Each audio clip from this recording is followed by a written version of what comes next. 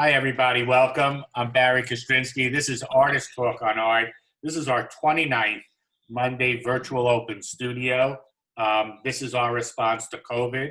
The ATOA is a 501c3. We've been around 46 years doing our talks on the Lower West Side of New York City. This is how we gather now.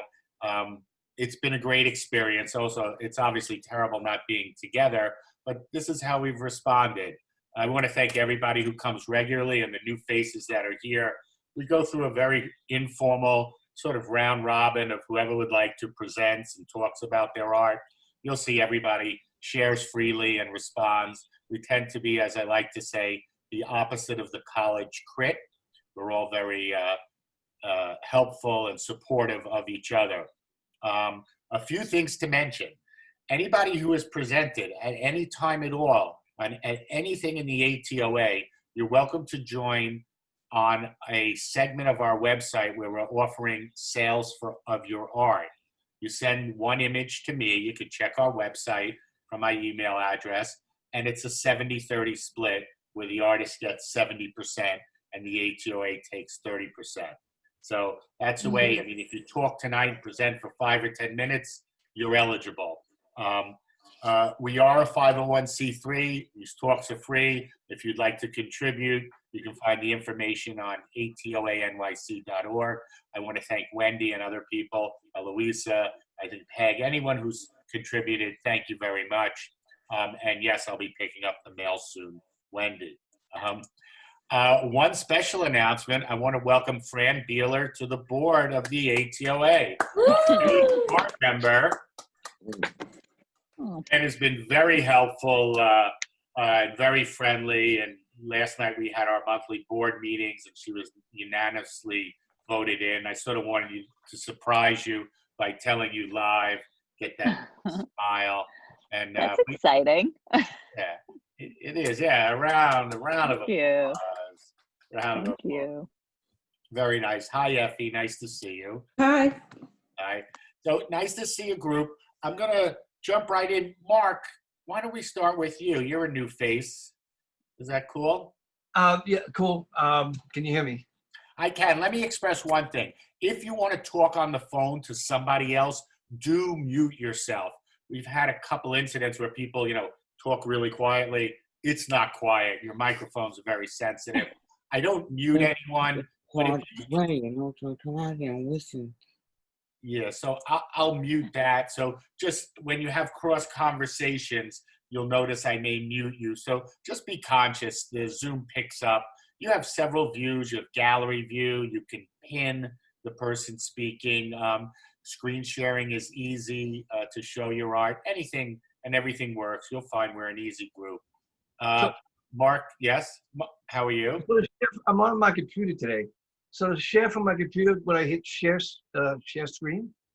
Yes. Oh, so I just hit that. Oh, my desktop? Okay, gotcha. You have to choose exactly which image you want to share. You get a lot of choices. Is that there? No, that's not working. Oh, it's working. It's working. You just started screen sharing, Mark. Oh, can you see what that is? Yes, I'll usually do. We see little people on a tree. Yes. Thorns.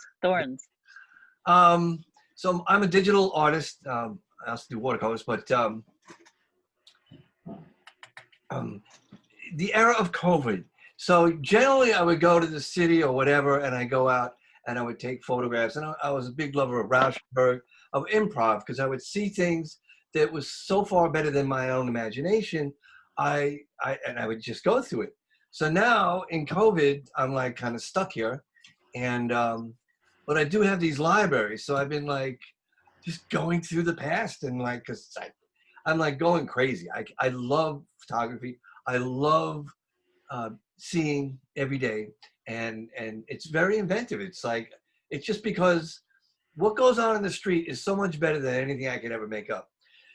So this is an old piece I was working on, and I don't know if you can see the thorns. Yes. Okay. So I don't know.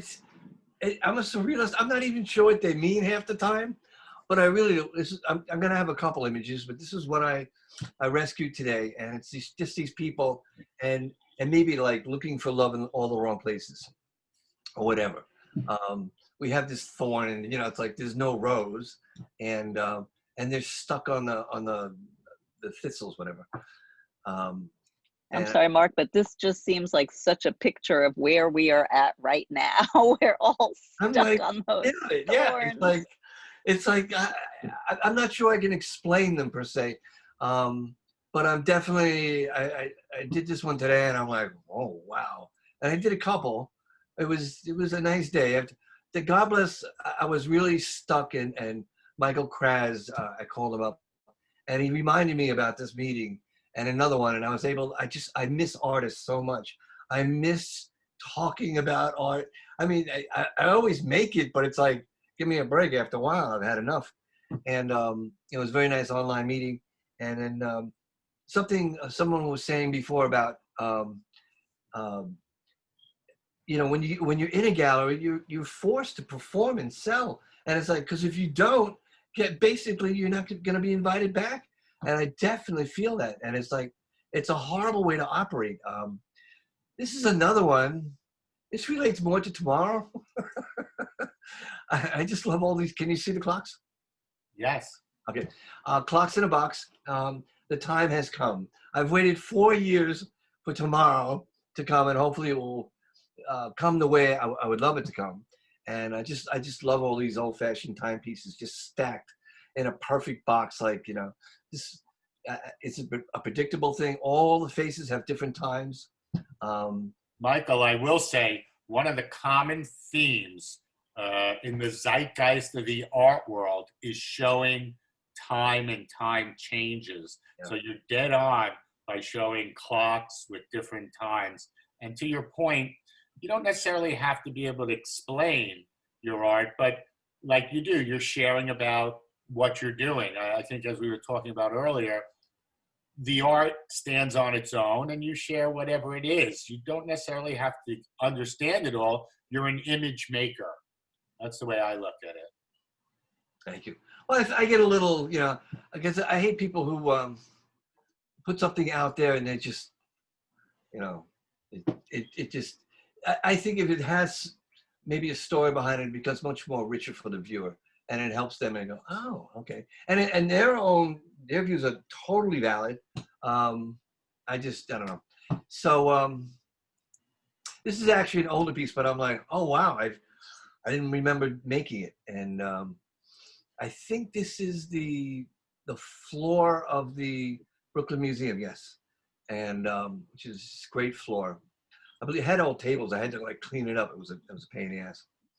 This one, I just love the contrast of tones, from skin tones to this gray, which is my favorite color.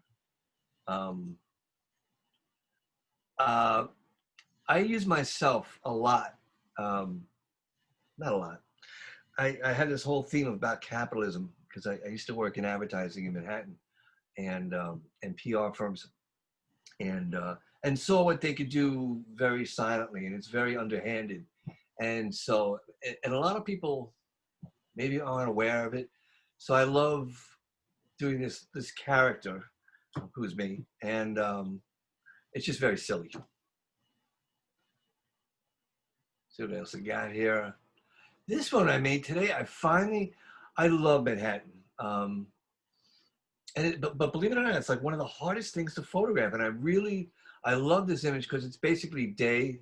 You can't, can you see me painting? No. Here's a pointer. From daylight to midday to night, all in one shot. And I've had this series of shots around for 6 years. It just never occurred to me until today how to do it. So I was very pleased with that. I'm curious, Mark, why do you say the city is very hard to photograph? And I know it is. I'm just curious why you say it. I wish I had it.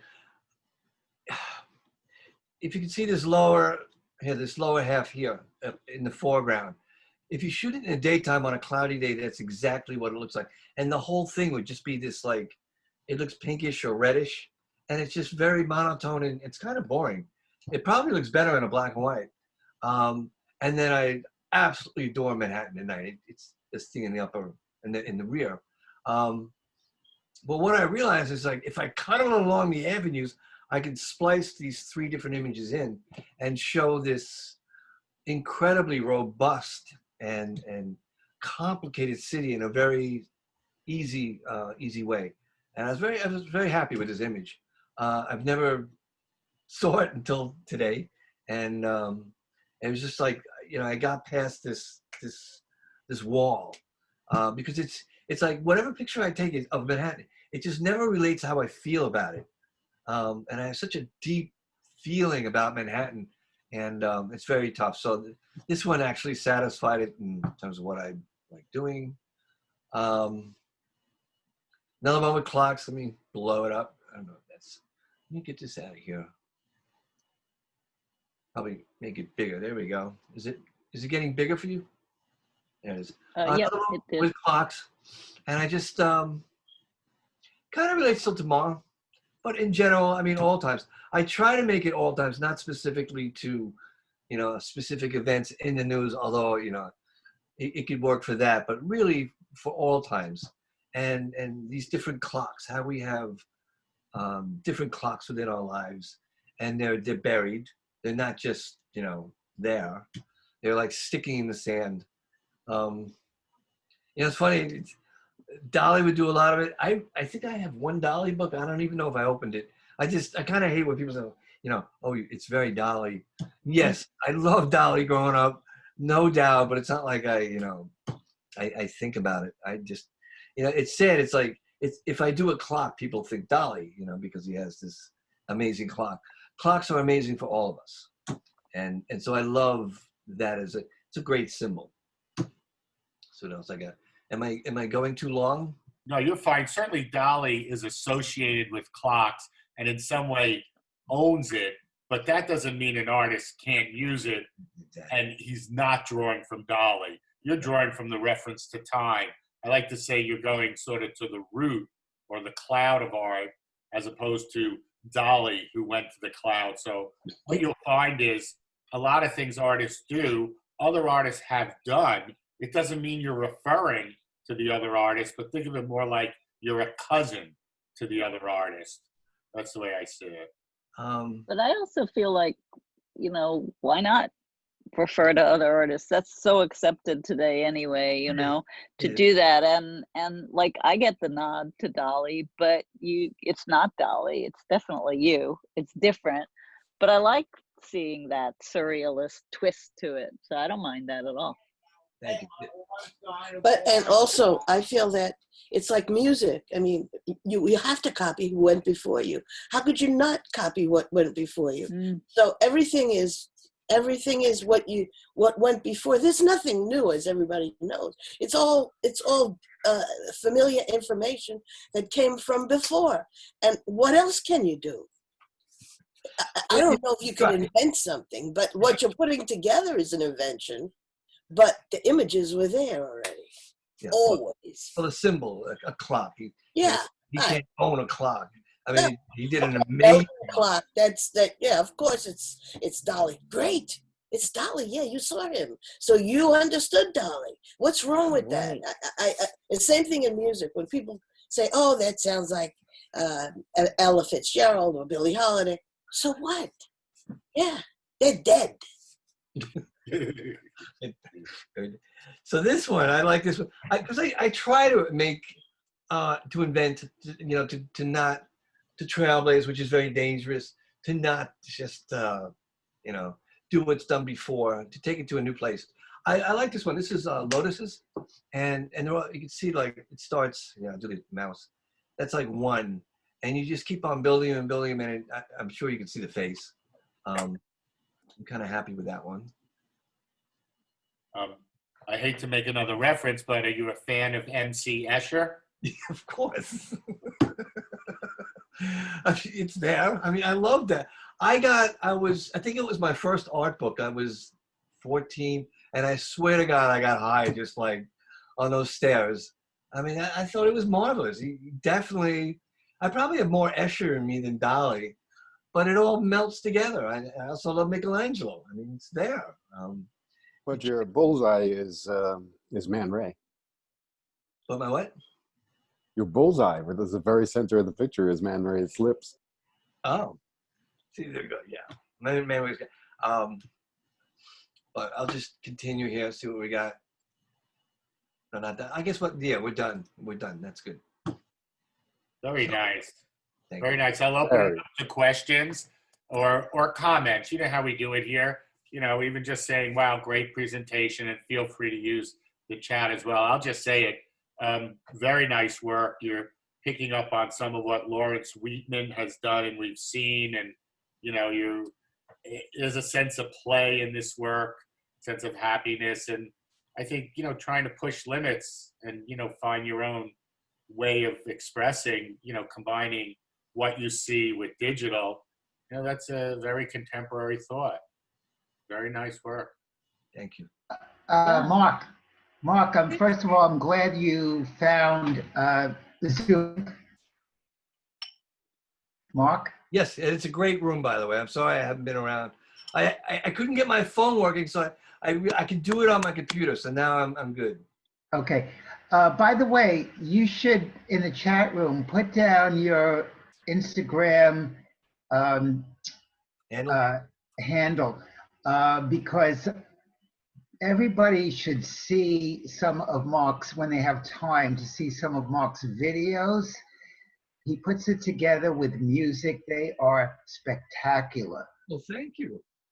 I haven't made one in 2 months. I wasn't getting a nice reaction, and there was so much work. I thought I could tell it was a lot of work, but they are spectacular. So in the chat room, put down your Instagram handles so people can check it out when they have some time, because like I say, they're great. Thank you, Mitch. Agree completely. Well, thank you, Mark. Very nice work. Thank you. Let's see, we'll move right along. How do we do that? I see Carol walked away, a new face. Carol, can you come back? Carol? Why don't we move to Fran Beeler, our newest board member, as I mentioned before. And, actually, let me go to Carol because she's new. Yeah, Carol, no problem. You said you'd like to present, Carol? Yes, but you know, it's on my desktop. So go to screen share, which should be a little button somewhere. Share screen. Okay. Usually green. And You should have a few options and click the one that says maybe desktop. okay. It says allow Zoom to share your screen. You're going to see an awful lot of stuff. It says open system preferences. Fran? I have to go into open system preferences, looks like. No, not likely. No. Nah. When you hit screen share, it asked you for that? Yeah. It says See. desktop, and then when I click desktop, it says open system preferences. You might have something going on there, but what you want to do is to, like, if you're on a Mac, if you're showing in photos, then you would just want to switch to the photos. Desktop is not usually what you want to share unless your picture is Really? yes. Let me see. So when you push share screen, you get a grid with different options of what to share? Yes. And so is the one you want to share, it's up on your screen already somewhere. So you have to find it. The one I want to share is up on my screen. Whatever you want to share, is it open? Is it your photos it's on my program? laptop. It's on my lap. Should I make it bigger? So you haven't shared yet. Okay, let's see. I'm sorry, I'm so stupid at this. No, don't worry. But when you hit share screen, you should get a grid of little black options, and they should say, you know, whatever you have open. Mine says Word, Chrome, Photos, Microsoft Word, and I can see the different documents and images that I could possibly share. And It says desktop, whiteboard, iPhone, Right. Okay. Keep going. Google, Preview. What Preview. program Right. are the artworks that you're going to share? What program are they in? You know, I'm not sure they're in a program because I think what I did was maybe I made a copy of it on the screen. I photoed it, you know, I made it. Is there a I brought it folder? out of somewhere. It says a screenshot. I'm sorry to take so much time with this. Barry was going Is to it show me. one thing you want to show or a number of things? Well, I could show something at Hold Up that I'm working on now. Okay, and That works. we'll work on screen sharing after, I think, Carol. Yeah, Go okay. ahead. Can you give me a picture? My son is here. This is my son, Joe, and he is. He also likes to do art. Go get that thing. So we're sitting around during COVID. Sit down, and it was Joe's birthday, and I want to get him and I got him a violin. Sit down, not yet. And I started doing this painting of him, waiting for COVID to end. It's called Waiting for COVID to End. And I want to put the violin on his lap. And it's just a new attempt at playing the violin. And with Joe, you know, he's learning to play rhythms. And I don't expect anything, you know, great to come from it. So this is what I'm working on. It's crayons, you know, and here he is. It doesn't look exactly like that. You know, it's mostly my feelings about him, you know. And so, you know, we're just here together doing COVID. And when you were speaking, you know, Wendy, about your son, I understand, you know, that it's sometimes a challenge with a parent and a child to define who you are, you know. I mean, and they have no right, really, asking you anything. Because, you know, you're going to go starting there asking them that, and it wouldn't be right. It's like everybody should be free enough to pursue whatever they're pursuing. If there's another contingency, like, oh, you got to be making money, then that's the real challenge. The money is such an issue. And, right. And and he's young, your son. So you must be. Well, I appreciate the intellectual challenge that he gives me anyway. So, yeah. That's all. Luckily for me, I don't have to pay my bills selling my work. So I can look to it to satisfy other desires. That's good. That's good. Yeah. So that's this one. I have one on the wall. I don't know if you can see it. Hold on. I want to pick this up. This is up high. Let me see if I can get to see it. Oh, there we go. I don't know how close I can bring it. This is a real challenge doing this one. Anyway, you can't see it. Well, we could see it. Wait, we could see it. Hold up a little longer. Okay. A little higher, or angle it a little. That's it. There we That's go. We it. can Perfect. see. Whoop. Very nice. That's that one. So tell us about that one. The tree and the woman playing the keyboard. Oh, interesting. That's so funny. I thought she was in a field. Thank you for explaining she's playing a keyboard. Maybe you can't see it that well. Yeah, no, I can see it now. And so she's me, really. And I was living upstate at that time. And I loved being in the country. But my relationship didn't work out. So this is me kind of like I put myself into music, which I also study. In fact, I have a degree in music therapy. Never really used it except on my friends, and a little bit. I had a few clients. So I put myself into the music, and it was the nature, and the music is what I was at the time, and what I was feeling. And so it's like, I'm sorry, you can't really see it very well. But anyway, that's that piece. I have another piece here that I copied. This is a serograph of a piece that was a sculpture, beautiful sculpture by Nathaniel Kaz. It was called Vanity. I don't know if you can see it. Do you see it up there? You can. Mm-hmm. You can only see the colors. Damn it, I can't get up there. Anyway, so it is a beautiful piece with Portuguese marble. And I didn't get the colors right, but I called it Kaz's Vanity because at that point it was kind of mad at him. And that's that piece. And I have other stuff that I have more modern, but it's not readily available. And so I wanted to put it together, you know. Well, But this is me, like very heavy. So I was trying to figure out what kind of, art this is. Is it from the 50s, 60s? Is it Fauvism because of the bright colors that I like all the time? I don't know. I think it's you very have to define 20s, very 20s, 20s? What do you mean? 2020.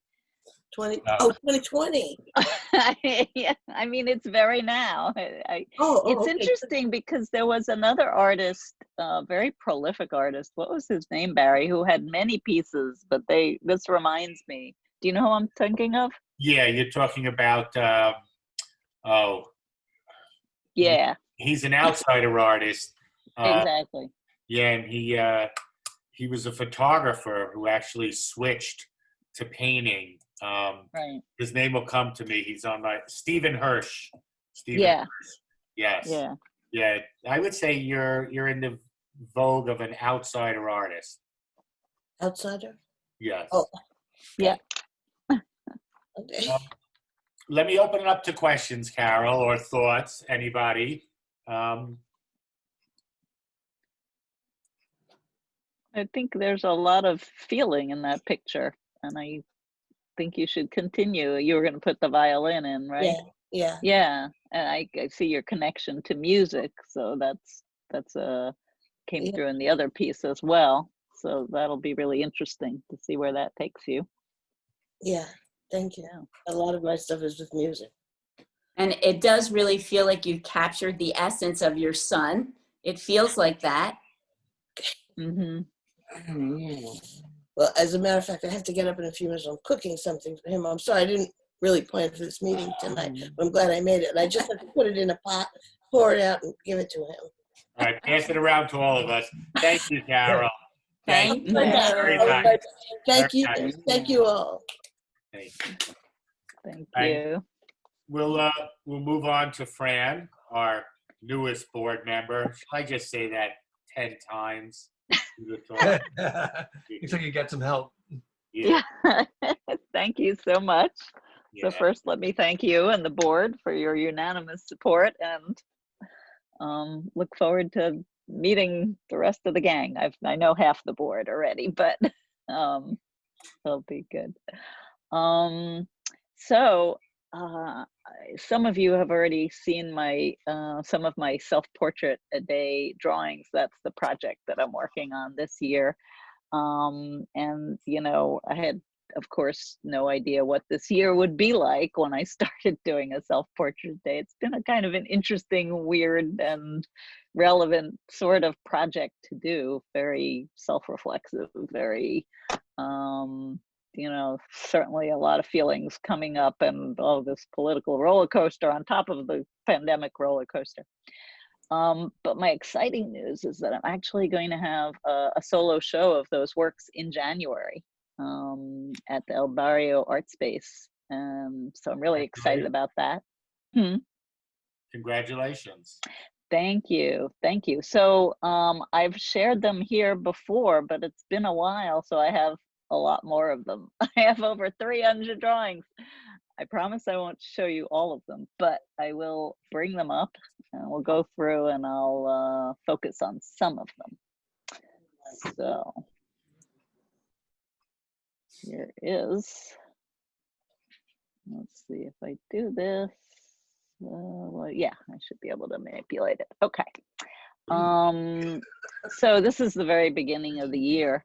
And one thing about the beginning of the year was that in thinking about this series, I thought that in the winter when I started, that all the drawings would be mostly on dark paper, grays and black and brownish tones, and that would reflect the season. And then as I got towards spring, they would start to get lighter. Now, in this particular portfolio, I could see that I I would put the drawings in as placekeepers. Not all of them are the finished versions, but that's okay. It's always interesting to see things that are in progress.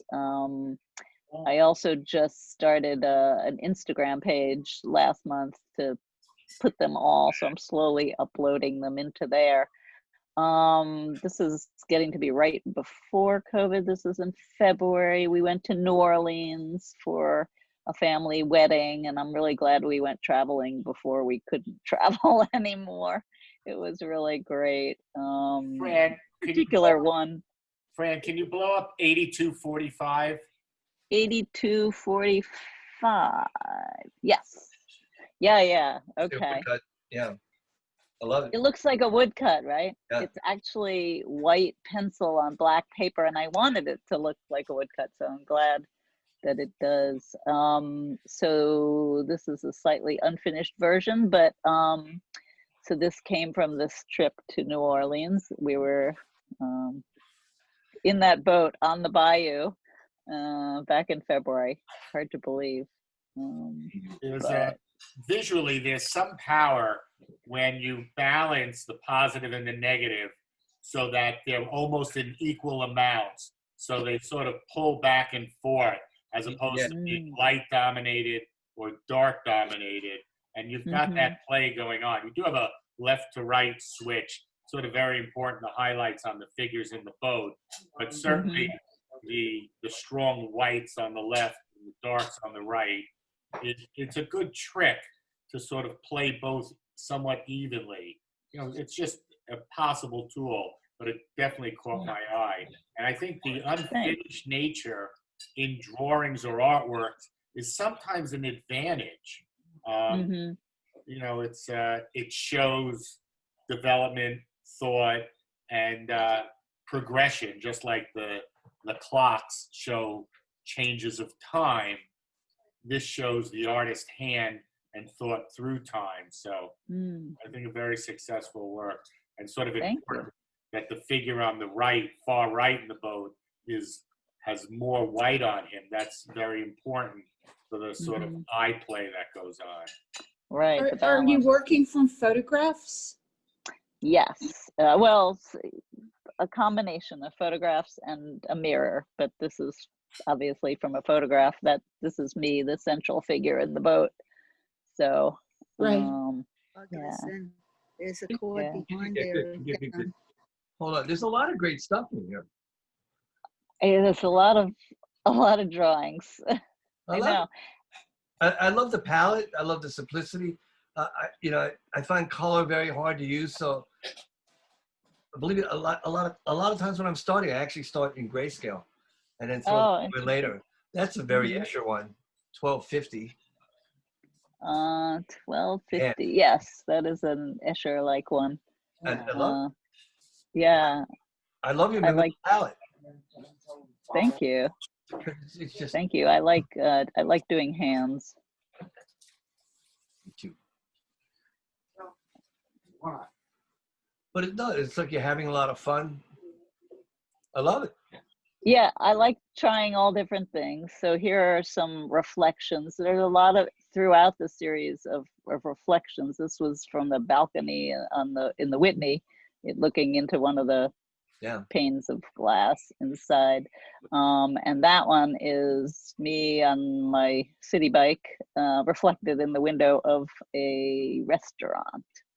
So actually the door of a restaurant, but you get the idea. And then, so these themes come up a lot in them, like the reflections, the bicycle comes up a bunch. And so this is right around the time that COVID was announced, and it was said that we had to, quarantine. That's you. That about expresses how I felt about that. And it's almost a lucky break that you're doing this in 2020, because it makes these so much more meaningful. I love it. That's great. These are great. Thanks. Wonderful. Great. There I'm back in another museum window. I think that's I forget which museum that was. I also, around the time, started thinking about how boxed in I felt, you know, like having to stay home. I had all kinds of plans to go places, but yeah, and that box was a real metaphor around that time when, you know, everyone was panic buying and purchasing on Amazon, and these piles of boxes were in front of every neighbor's door. Yeah, this was me just wanting to That's great. escape. And then this is from a mirror, so this is just sitting down and looking and seeing what would happen. I really enjoyed doing these white on black drawings, or white on gray. So, you know, it's like getting your brain to think a little backwards. Instead of drawing with black tones against the white paper, you have to draw the light tones. It's an interesting effect it gives. A good old drawing trick was to use your charcoal, get the whole page dark, and then take your kneaded eraser and work from the eraser. The very powerful drawing. Eraser drawings, yeah. Very powerful. So some of these are very, I like, you know, kind of obvious COVID reference, the empty stores. This was me cutting paper in my studio. And I was thinking about this, you know, technique of scaling up. So I was trying to show artist's process in here in several ways: the cutting of paper, the scaling up of a drawing. And there's one. You know what I love is you've obviously done your 10,000 hours, and you can see it because you're very free in your subject matters. You're just going all over, and you Thank you. You nailed it. I mean, Thank you so much. Just enough. I mean, you're not over rendering. You just give me just enough so I can read it. And I like seeing the hand of the artist, and it's there. Thank you. But you say a lot of these are not finished, right? These are placeholders. So, well, the ones I'm showing you are mostly finished right now. I haven't dwelled on the ones that weren't finished, but so I have this within this series of self-portraits. I have many series within the series, and one of those series is shadows. And this is like my husband and I, because we needed exercise and we needed to get out of the house, so we started taking these late night walks, mostly Central Park, walk around the reservoir in Riverside Park.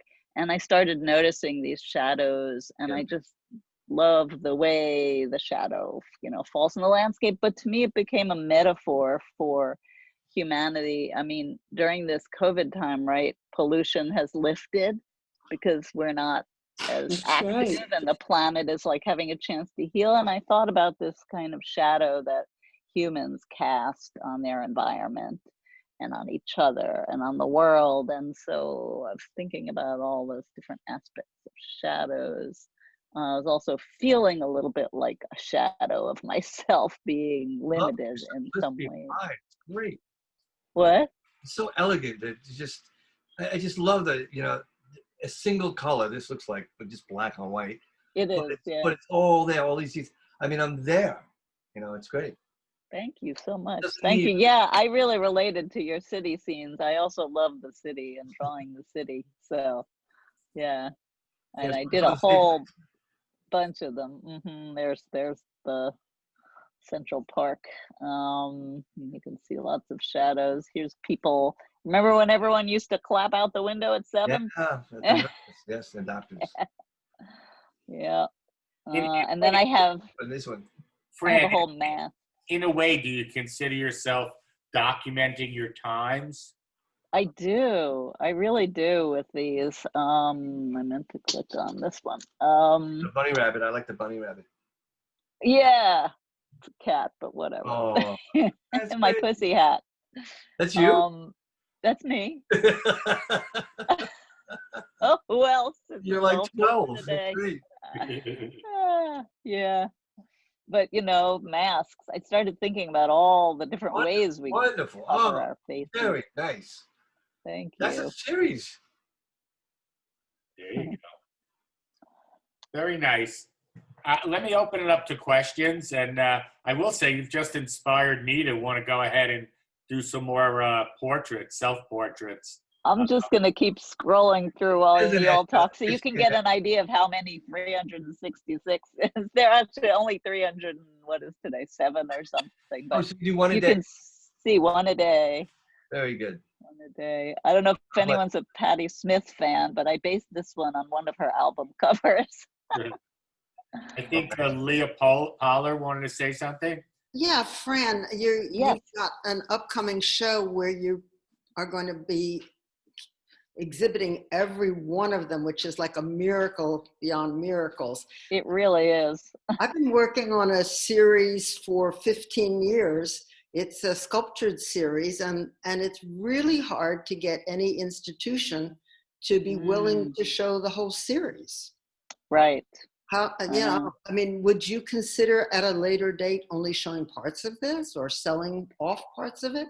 How do you feel about that? That is such a good question. You know, I this is the 4th time I'm doing a self-portrait a day for a year. So I actually have had this experience. The first one I didn't show at all. It was a notebook. The second one, I was invited to show part of it in a group show, which I did, and that was at Gallery Korea. And then that was in 2000. Well, the series was in 2000. The show was a few years later. The next series I did in 2010, I was able to show the entire series, but in a big group show at Westbeth. You know how big the Westbeth Gallery is. This is the first time I'm having a solo show of all the works. So, but yes, I would absolutely consider showing a subsection. I have a good friend who's a bookbinder, and she has suggested that I bind them into a book, and I'm thinking about that. Up until now, I have been thinking of them as, this is so impractical, but as a single piece of art that will have to be sold as one big unit of 366. A little insane, but that's how I'm thinking about them, because they are of a piece. You know, this is the work. This is all part of the work. It's like one big huge installation. But I will sell prints of them, and I have sold prints from my other series, so that I will do. But beyond that, Also, the work is representational, which has not been in favor until it's kind of making a comeback now. Have you had any feedback from that element? that is such a good question. You know, I've always done realism, and from my youth, I've always gotten a bit of flack. I remember in art school, my college art teachers were not happy at all with me that I wasn't progressing past this immature stage of realism to go into abstraction. You know, what can I say? I'm just, what's that word? Atavistic. I mean, I was born in the wrong era, perhaps, but no, there is a huge comeback for realism. I think everyone loves realism. Is the big secret. Most people love it because it's recognizable. And so I feel fortunate that way, that a lot of people, you know, relate to my work. And where did you go to art school, Fred? Or where did you go to school? So, well, I went to Antioch College and studied art there. And then I went to the Brooklyn Museum Art School, which was classically training. That was all realism. I mean, I sought it out because of that. And I went to the Art Students League and studied with Robert Beverly Hale, anatomy with him. And then I studied at the Brooklyn Museum Art School. They had a very classical program, you know, realistic painting, sculpture, everything. And then I studied privately with different artists, August Mosca, Charles Fall. I sought out artists who had a wonderful realist technique, so that I could learn from them. Well, thank you for sharing. Thank you. You're welcome. Very nice work. Thank you. Thank you all for Beautiful work. looking. Thank you. And there's Thank you. nothing I'll wrong put with my realism. Realism is great. And how real is it anyway? Because it's really your eye, and it's your eye. And even if it was a photograph, it would still be your eye. So it's ridiculous, and it looks great. I love your art. Well, I love Leah asking that question because her work is very realistic too. So I'd love to throw that question back to you, Leah. You know, how has your work been received over the years? Because it's figurative. Yes, well, I have more than one body of work, so the portraits obviously are very figurative, but they also draw from surrealism, and there is a metamorphosis in the subject matter. I'll be happy to show it one day. The resistance to it in the United States was always enormous. In fact, I ended up having only one exhibition to date of those portraits altogether. But the exhibition lasted 6 months, so I guess I got even on that. I think that the reason we're seeing return to figuration is thanks to the iPhone and the selfie, that people are now reconnecting with what it means to look in somebody's eyes again. And I don't discredit any other types of expression, but I don't think that museums like the Whitney, I remember seeing a sign on the wall at the Whitney about how they had supported every movement in art, except you couldn't find a single work that was representational or figurative in the entire 20th century collection. Like, really? I don't think so. Right. So, I've sought my public outside of the United States for that reason. That they never ask me, oh, why are you doing figurative? And like you, Fran, I was educated in a very classic system at the Beaux-Arts in France. And I was so fascinated by everything that was revealed by us, by people, by the bodies, by the expressions. I didn't need to abstract it, you know, it was rich enough. Right. Thank you. And good thoughts, everyone. Let's move to Michael Krasowitz. Michael, how are you? Hello. Hi, everybody. I'm a little under the weather, so please bear with me. Better than under the ground. Yes. I'm trying to show you something here if I didn't lose it here. Mike was a good friend today. Thank you, Mike. Oh, my pleasure. All right, I'm trying, of course I had this thing ready and now I can't find it, so hang on a second. So I've been doing TikTok videos. I've been, you know, I'm sort of interested in art as a transformational experience, and not just the final object, but the experience of participating in the creation of the art, the art as being having a social context where people experience it directly, and it's not something that's referenced off a wall or in a space. So I got this idea of doing TikTok videos, showing the process. I started on Instagram, and I was doing like this 1 hour Instagram show of me painting. And I thought, well, that was a little boring. So I started doing these 1 minute TikTok videos, which I can try to share with you. I'm so excited to see them, Mike, because I've been seeing little bits on your Instagram. Let me see if I can. It's already kind of in process, and there's probably music, but I don't know how to bring it up. But what I do is I paint fairly quickly, and then I've been, you know, creating these things and then putting them on TikTok, and it has music, and you share them, and it's a really interesting community. I think that somebody said the other day that right now TikTok is in its kind of like Wild West phase, where you can do just about anything. And what he said is that pretty soon the corporations are going to come in, and that's going to be the end of it. So there's a whole community of art historians and art critics and young people who are doing their MFAs or whatever it happens to be, and they're all putting on their work. And see if I can. How would Mike, you you say did the same thing. I'm sorry. How would you say? Mike did this. Sorry, how would you say it's different than Facebook or Instagram? Just to explain, I've never been on TikTok. How is it different? It's more immediate, and the community is more lively.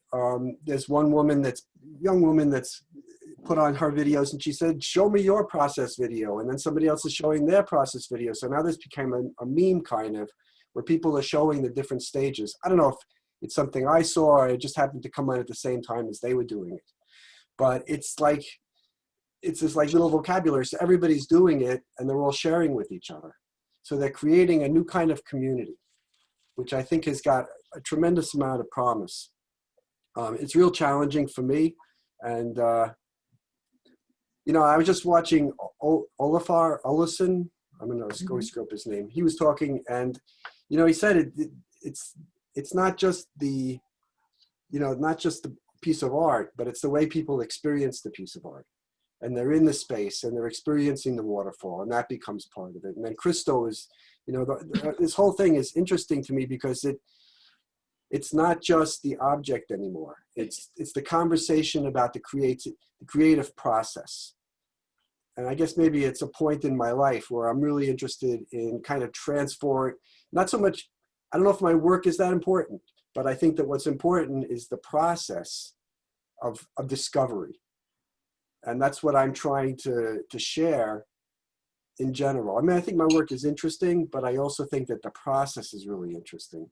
It's a discovery thing. It's magic. It's the artist is the vessel. It's manifestation of something that transcends consciousness. These are the kind of things that I'm trying to portray. So, you know, and I got to tell you, of course, that it's not easy to do this because there's a lot of like, I'm always fighting. I suck. What am I doing? You know, I'm so out of control. You know, there's always a lot of those feelings, which I've been really working hard to try to let go of. That sense of like, you know, because you're jumping without a net, so you don't know what's going to happen. So, Right, trying not to be judgmental is important. I think what you're saying, in a way, it's the journey and not the final destination. And certainly that's a big part of life. well, also that the journey is a shared experience. And, you know, I think the final object can be an isolating experience because the final object says, okay, this is the person that made this final object. Whereas, you know, I'm very conscious of you know, trying to be more egoless, let's put it that way. So these are some of the finished pieces. Fran, I'm so sorry I cut you off before. I was just going to say that Mike is always ahead of the curve. He was one of the first people I knew to put his stuff up on YouTube when YouTube was new. So whenever I want to know what's going on and what's current, I try to look and see what Mike is up to. I think that, you know, like I was talking to Mark, we're in a phase where communication is changing. What you know, that object, that final object, I've got a garage full of final objects, you know. So great line. and I think that this is, you know, like Michael. anyway. So do you tend to take your photo like at the end of your day of work? Or do you stop while you're working because you think you want to capture something? I'm doing it throughout the process. And it doesn't interfere with where you are? Because when I start to do a photograph, I'm terrible at it, first of all. And second, it just completely breaks my rhythm. You don't have that. I'm trying to think if I did at the beginning and then you get better at it. You know, you find ways to kind of, I mean, it is kind of a pain because I have to actually physically move the painting to a different place because of the lighting to shoot it. But yeah, it is what it is. I'm just in this mode of like Fran, of trying to put a lot of material out quickly because I want to create, I'm very interested in that communication, my process to the audience and back and forth. So I want to be, and I think that that's kind of the way, you know, like last week we had this kid that was doing the AI iterations and he did like 10,000 iterations but pressing a button, you know, of the same thing. So he's already the next level beyond anything that I could consider because I still want to hold on to the physical process. But the learning process is yeah, I understand what you're saying. And I don't want to diminish the final image at the same time, but I do want to create that kind of conversation that it's not that I'm important. It's that the idea that this creative path is open to everybody. and that I want that final image not to be something that says, oh, you're special because you made this. What I want that final image is to do is to remind the viewer that they can manifest that discovery themselves. So, you know, and that's the way, I mean, and maybe that's just, you know, 40 years of doing this, and that's what I've evolved into. But it's like, because I don't know if, you know, it should be a touchstone for them to find their own path. That's the way I think about art at this point. Anyway, that's it. Michael, Can I I noticed, oh, I'm sorry. Oh, Hey, Mitch. Michael, I noticed as far as your videos, you do so many different things, but I like the TikTok because it really shows the whole evolution of your paintings. It's really a totally different media, and I applaud you because you're always stretching it. Thanks. Thanks. I just want to echo that as well. You kind of took the words out of my mouth, Mitch. I never saw how you got to Z till today. And it was like fascinating to me because it's like, you have no idea where you're going. And then you get there, you know, and it's like, and you're just playing. And it's like, and you draw and you smear it and you change it and you put in a new, I never saw this. It's wonderful, Michael. And I often say to myself, is it the physical painting or is it communicating to an audience of millions? And very possibly TikTok could be it for you, because I never saw that in your work. And I see tremendous metamorphosis and this change, and I'm like, where the fuck is he going? And it's just like boom, and all of a sudden there's people over there and there's dancing over it, and you change the colors in the background. It goes from warm colors to cool. I mean, like, give me a break, Michael. They're wonderful. And I just, you know, a lot of times I just see the end product and I never see how you got there. And I love it. Yeah. No, Michael, can I just say within the metamorphosis, do you, now that you have the opportunity, since you've been documenting throughout, do you go back and is there like a particular stage that you're like struck by, that you're like, whoa, that was powerful in that moment? Or is it always just about where it goes in the end? Because some of yours, I just love, like particular ones in the process, even before you refine it so much and get to your end. But it's very exciting, the dynamic of how things change throughout from the beginning to the end. But there's places in the middle that are like, I just think are so powerful. They could just be it right there. So I don't know, just wondering how you felt.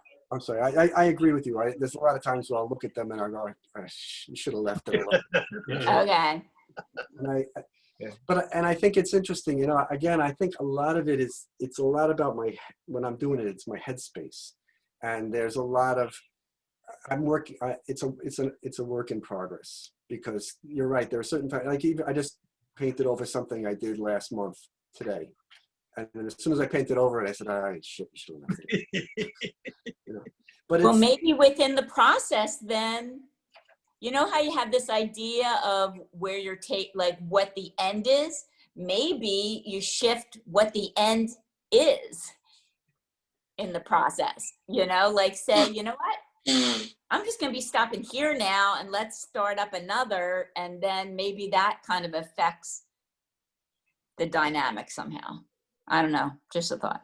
Yeah, no, I think it's interesting because I think a lot of my self-analysis is based on the parameters I think of. Well, one, I try to let it be like, okay, when it's finished, I'll know it's finished. You know, that's the ideal. Mm-hmm. There's also a sense that I'm trying to reconcile it so it looks more acceptable.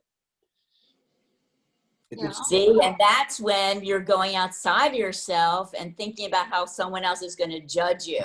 See, always in the process, you're just like all about not thinking and being and doing. And then you step outside of yourself and think, how's it going to be judged? Like, is it done? Will someone perceive it as being done? Do you know what I mean?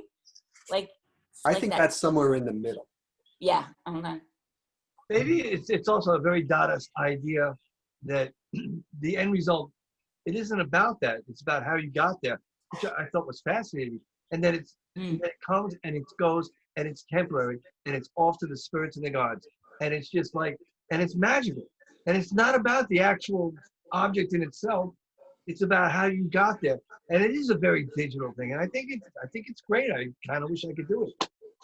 But I love the mic. I don't think it hung up. I think that, if you excuse my expression, it means like it might be that ego and pride to have the end result and then it's gone.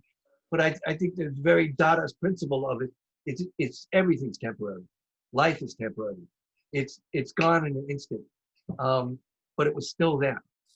Let me go to Leah. Leah wanted to say something. Yeah, I'd like to change the vocabulary a little bit, because I think that we're very influenced by certain words and this idea that it's process, it's all about the process. Actually, what is that process? That process is capturing energy. All we do as artists is we channel energy from outside through ourselves to something where it manifests. And I always felt that when I tried to explain the value of art to potential collectors, that the conversation they had to understand was why some paintings give you a rush and then you can forget them, and others just grow and grow, and every time you come back to them, you get a new feeling from them. It's because they're giving off energy. It's like a battery. Some batteries give you a jolt, and some batteries are very slow and just hum along for a long time. So by adding that word to what we're doing, instead of saying it's about the process, it's how do you capture the energy? What's that net that you use? Is it ceramics? Is it color? Is it light? What is it? I mean, I work with light. That's all I do. I just intersect light by clay. But it's about the energy of it. And I think that there's a whole vocabulary that could be amplified, where we think of ourselves as artists as a natural resource rather than a graduate from an art school. As a natural resource, we take what's not there and we convert it to become something of value. I like that thought, Leah. And I'll agree. In the last 5 years, I've thought about art in terms of the artist puts intention, sincerity, and himself or herself into the work, and then the viewer receives that energy out of the work. Yeah. And I often refer to the energy from the work as a way of understanding it. And to some of the points that were made here, when I was younger and I painted, I was very much aware of what was going on. And I used to think at the end, I should burn the painting because it's just a pack of lies.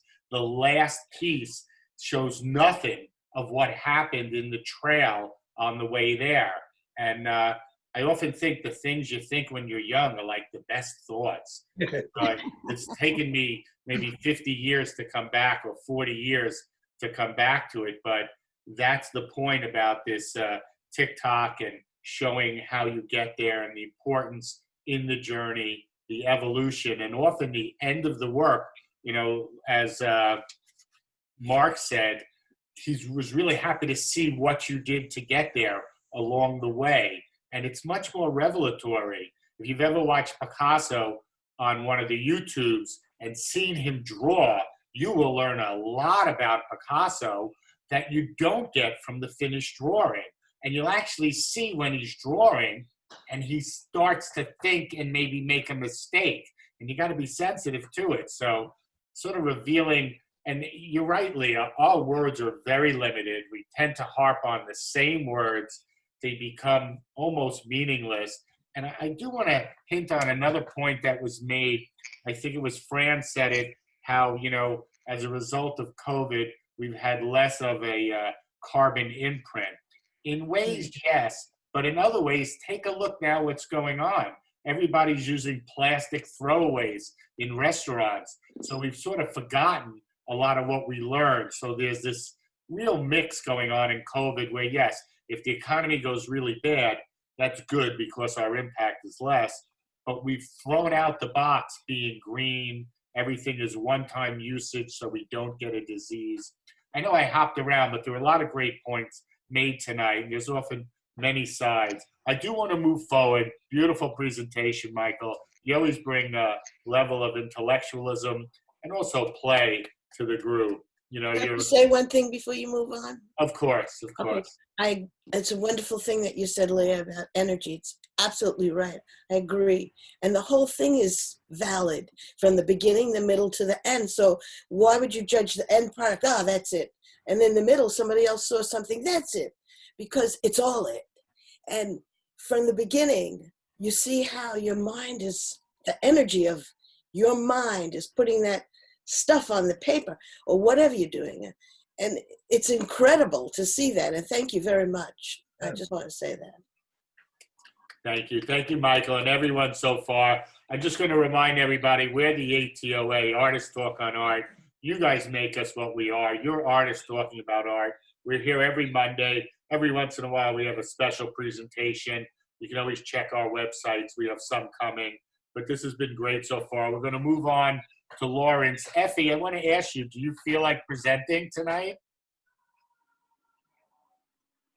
Oh, you're muted. You're muted, Effie. I'm still trying to work out how to present my work. And maybe I can email you and ask you some questions about that. All right, and you know what? When this talk is over, Effie, stay on and we can sort of practice doing screen sharing and stuff if you like, or we could do emails, but whatever you like. I'll move on to Lawrence. Okay. Lawrence, you must have enjoyed seeing all the different photographers we've had the last few weeks and even today, sort of playing inside your game, in your digital manipulation. I mean, you must feel a lot of brothers and sisters in the group. Let me ask you to unmute yourself. Yes. Hello. Yes. Sorry. I was just sitting back and enjoying the ride. But yes, I can. Let me do a screen share. I think I got this right now. So in the past couple of times when I shown you, I was showing you like 100 images. Let's see. How do I do? Oh, you don't do this for a week and all of a sudden it's all brand new. There we go. So this was August 16th, as I recall, and during COVID times, this past summer. And I had an errand to do, and it was so nice to get outside. It was right after a vicious storm had come to town, and all of these leaves were ripped off the trees in Washington Square Park. And I just found myself looking down on them and just being enthralled with what I was seeing in front of me. I mean, it was the devastation of the trees to an extent, but here it was fall colors all over the place. And I wound up creating a whole series, and I don't know exactly how long, but maybe 30 minutes of taking pictures. By the way, while I'm showing this, I have to reflect on, talking about doing self-portraits and the value in doing that. I've done 3 series of them. One of them that wound up going into the Merriman Museum in California, and picked by Christo and Jean-Claude to go in. And another series that was very widely published around the world. Both of them I was naked. Maybe I'll show you those another time.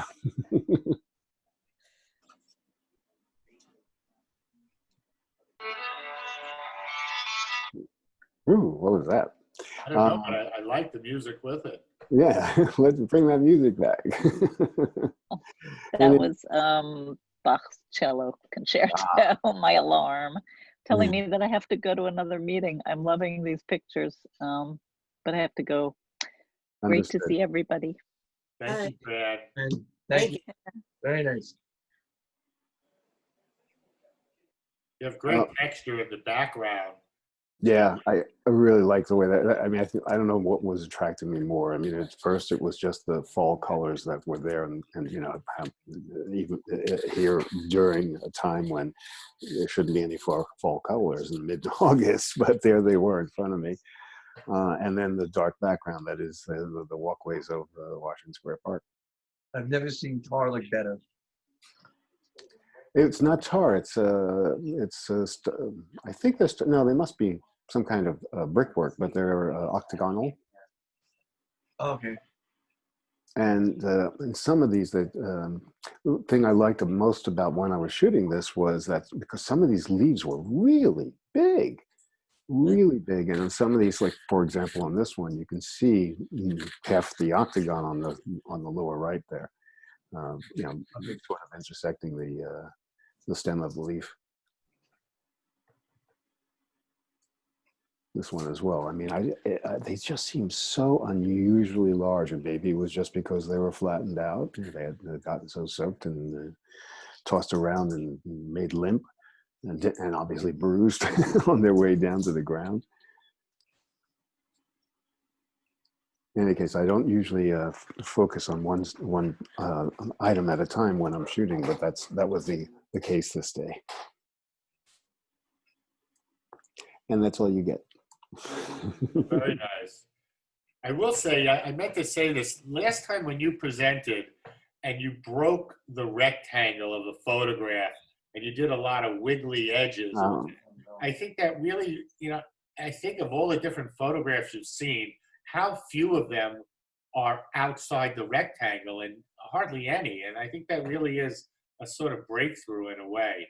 And I like these works. You obviously get the macro and the micro. When you look at the leaf, you can see a lot of worlds into it.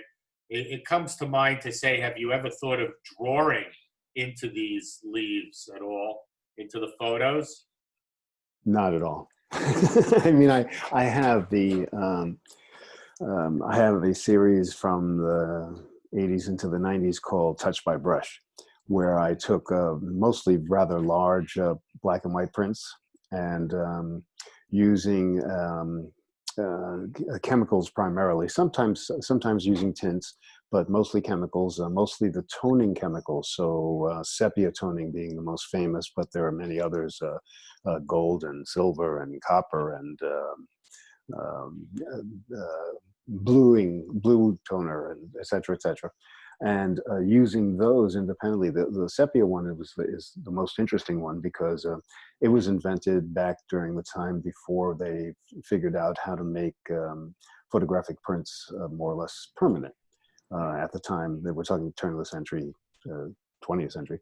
At the time, the longest lasting photographic print was just a few months and before they would just fade away. And it turned out somebody came up with this selenium mixture that is a two-step process. The first step, you're putting the print into a thing that we sort of call bleach, because it essentially takes away the image entirely. And then you're putting it into, and then you wash the print, and then you put it into the second, the toning itself. And normally it's done for the whole print because the intention was to preserve the print. We look at sepia prints today because they're still here. Otherwise we couldn't look at them. I mean, talking about century-old ones. And but the fact is that I didn't need it for that purpose, of course. What I just wanted was the color, but I didn't want it in the whole thing. And by using, instead of bathing the whole print in the liquid as you're supposed to, in the chemicals as you're supposed to do, what I was doing was using brushes and Q-tips and cotton swabs and gauze. For some reason, gauze wound up working for me. And so, yes, in that sense, I was drawing into them, but I would do just an area. Let me see if I can find something like that. I sense that question doesn't make sense for you because you would go in digitally and manipulate, correct? Well, now, yes, but I did 20 years of digital manipulation using my fingers as the digital object before I even when digital photography came along, I was a professional photographer, and it wasn't until 2004 or 5 that we had our first digital camera that was worthy of my attention. Which is curious because I started teaching at NYU in '89, and my first students, they didn't want to buy a student camera. They wanted to buy a camera that they could grow with, that would last them, 20 years or so. And back then, it was very common to buy a camera that would last 20 years for the simple reason that, yes, we had the wherewithal to make cameras that would last that long, even if you were taking hundreds of pictures a day. And the camera would just get better and better and better as time went on because the film got better. But with digital camera, the reverse was true. We started off in the baby land of digital, where even an $8,000 digital camera, which was the first one I had, was a horrible disappointment. And it took until 2005 before we had a $5,000 camera that actually was almost as good as film. And so it was, even though I was doing digital in the mid-90s, in the sense that we were doing a process that at the time was called analog capture, where you'd use film, and then the film would be developed in a normal way, but then no prints would be made of the film. Instead would just go straight for scanning. And that's how I worked from about 95 until 2005. Doing digital, yes, but not so much manipulation. I mean, I was doing commercial work. My fun was in the darkroom, taking the negatives and twisting them while printing them. Things like that, or scratching into them using a magnifying glass to get accents, or dunk them into chemistry that they're not supposed to get dunked into, or heating them up, making them blister before I made a print. So in that sense, but I'm not. Sorry, but what kind of camera did you use on these prints? Okay, so if you were to ask, let's say Hemingway, what kind of typewriter does he use to get those words out? Because they're such good words, you want to get that kind of typewriter. Would it make any sense? It doesn't matter. It doesn't matter at all. Doesn't matter. Because how did you get that bright color without? Didn't see a flash like. Well, it was daylight. Really? Wow. Yes. Amazing. You got amazing color and the contrast. I mean, was it cloudy that day or?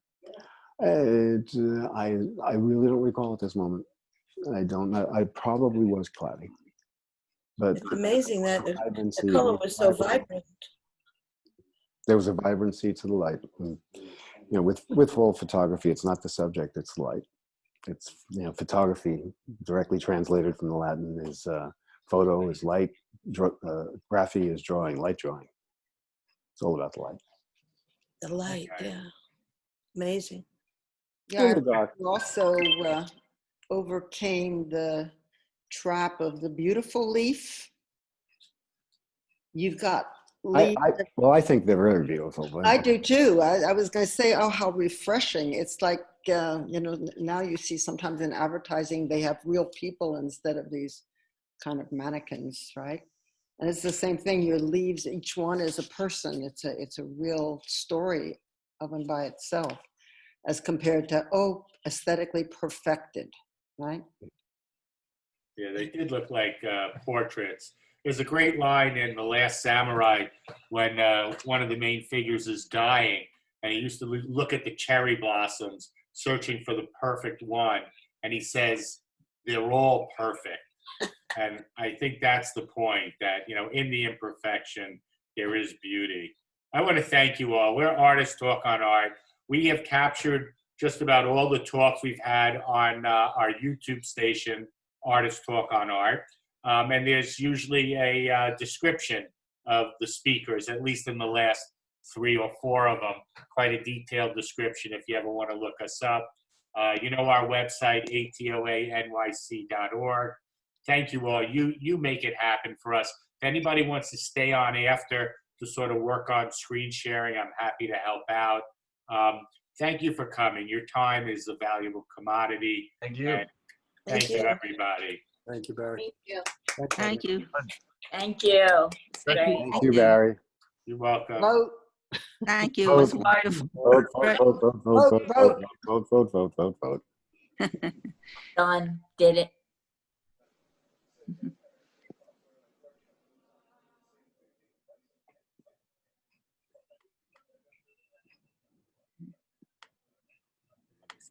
I'm still there.